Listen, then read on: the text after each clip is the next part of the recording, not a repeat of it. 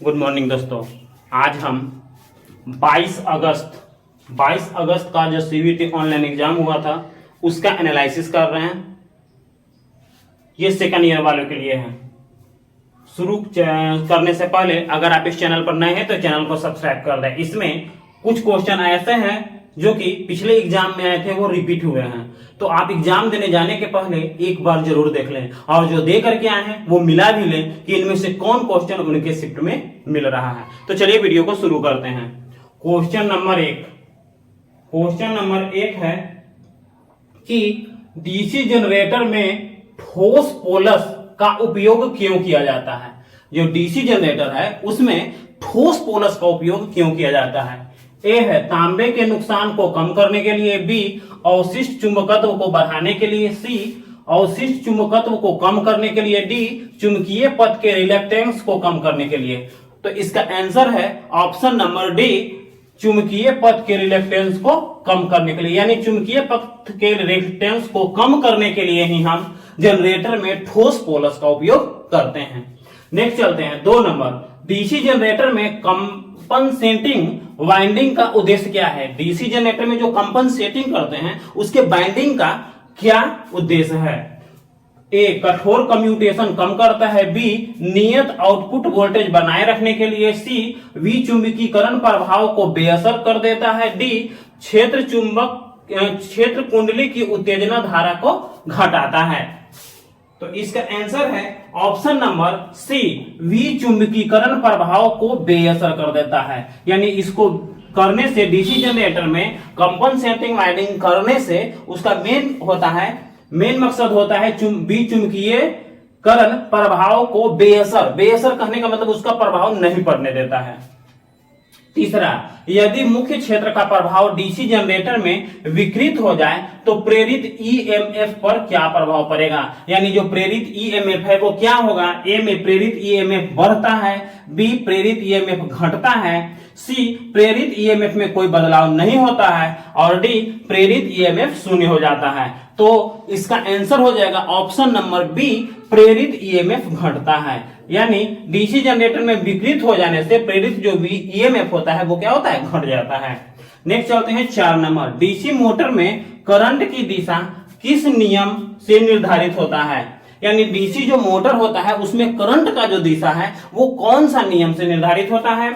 ए है दाहिने हाथ के पकड़ नियम, बी है दाहिने हाथ के हथेली का नियम, सी है फ्लेमिंग के बाएं हाथ नियम और डी है फ्लेमिंग के दाहिने हाथ का नियम।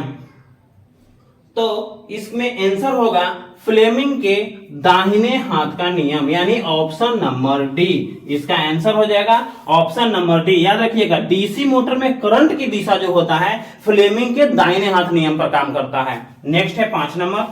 डीसी मोटर में आर्मेचर के घूमने की दिशा। अब देखिए डीसी मोटर में करंट की दिशा अलग हो गया, आर्मेचर की घूमने की दिशा अलग हो गया, तो करंट की दिशा होता है फ्लेमिंग के दाहिने हाथ का नियम। अब ये कह रहा है कि आर्मेचर के घूमने की दिशा कौन सा नियम को निर्धारित करता है। ए है दाहिने हाथ पकड़ नियम, बी है दाहिने हाथ के हथेली का नियम, सी है फ्लेमिंग के बाएं हाथ का नियम, डी है फ्लेमिंग के दाहिने हाथ का नियम। तो ये सीधे हो जाएगा ऑप्शन नंबर सी, फ्लेमिंग के बाएं हाथ का नियम। तो देखिए वीडियो अगर अच्छा लग रहा है तो लाइक करते जाएं। नेक्स्ट चलते हैं। 6ठा क्वेश्चन है, डीसी सीरीज मोटर की किस गति नियंत्रण विधि का उपयोग इलेक्ट्रिक ट्रेन के लिए किया जाता है। यानी डीसी सीरीज के कौन से मोटर का उपयोग जो इलेक्ट्रिक ट्रेन है उसमें किया जाए। इलेक्ट्रिक ट्रेन में डीसी सीरीज मोटर होता है। ए है फील्ड डाइवर्ट विधि, बी है फील्ड टेपिंग विधि, सी है आर्मेचर डाइवर्ट विधि और डी है आपूर्ति वोल्टेज विधि। इनमें से कौन सी विधि का उपयोग किया जाता है। तो ये आंसर होगा ए नंबर ऑप्शन, फील्ड डाइवर्ट विधि। 7वां, वाइंडिंग में टेप का उद्देश्य क्या है। यानी वाइंडिंग में हम जो टेप मारते हैं उसका मेन उद्देश्य क्या है। स्लॉट को इंसुलेट करने के लिए, बी क्वाइल को बांधने के लिए, सी करंट लपेटे के लिए, डी खुले कंडक्टरों को इंसुलेट करने के लिए। यानी मेन उद्देश्य इसका क्या है। तो इसका मेन उद्देश्य है ऑप्शन नंबर सी, कंडक्टर लपेटे के लिए हम इसका वाइंडिंग में टेप का उपयोग करते हैं। नेक्स्ट है 8 नंबर, स्वचालित वोल्टेज स्टेबलाइजर के लिए किस फीडबैक नेटवर्क का उपयोग किया जाता है, यानी कौन से फीडबैक नेटवर्क का हम उपयोग करते हैं। ए है धारा डिवाइडर नेटवर्क, बी है वोल्टेज डिवाइडर नेटवर्क, सी है टेप ट्रांसफार्मर नेटवर्क, या डी है इनमें से कोई नहीं। तो इसका आंसर है option number B, voltage divider network. इसका आंसर है option number B, voltage divider network. Next चलते हैं 9 नंबर, ऊर्जा का प्राकृतिक स्रोत कौन सा है। ये तो बहुत सिंपल क्वेश्चन है। ए में है सूर्य, बी में है गर्मी, सी में है कोयला, डी में है बायोगैस। तो ऊर्जा का प्राकृतिक बोल देगा तो ऑलरेडी सूर्य ही होगा। तो इसका आंसर है option number A, Surya. Next है 10 नंबर, जैव द्रव्यमान का अवशेष कौन सा है। इनमें से कौन सा अवशेष जो है वो जैव द्रव्यमान का है। ए है जैव ईंधन, बी है खाद, सी है घोल जिसको स्लरी बोलते हैं, डी है बायोगैस। इसका आंसर होगा ऑप्शन नंबर सी, घोल जिसको स्लरी बोलते हैं, वो है जैव द्रव्यमान का अवशेष। इसको जैव द्रव्यमान का अवशेष कहा जाता है।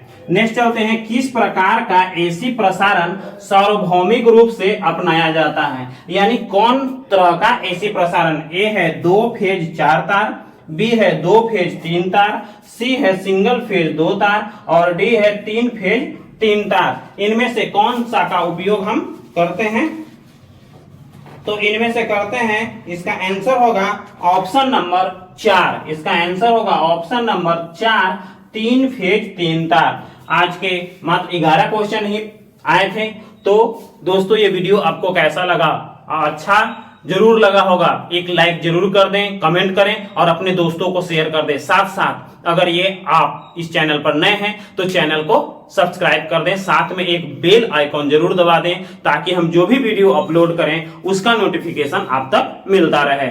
जय हिंद।